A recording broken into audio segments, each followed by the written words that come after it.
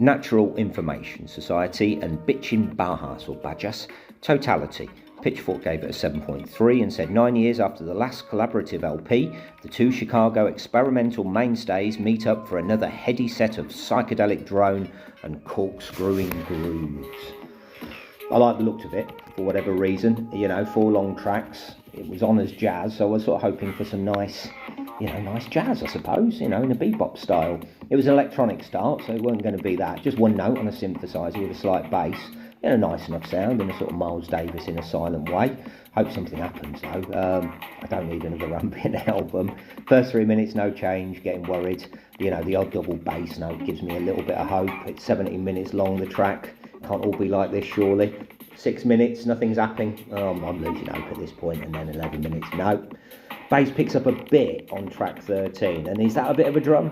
Maybe a little bit in the background, but, well hidden away. Yeah, hopefully it's only track 1.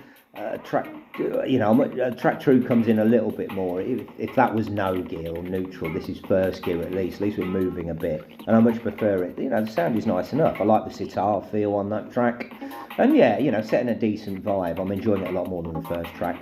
Track 3 sounds like jazz at least, with a little bit of horn. Still very slow though. Some nice key changes, but it's dragging. And the last track had the most about it without, and I really enjoyed that. I just wish the whole album had been like it, I'll be honest. Where's that been?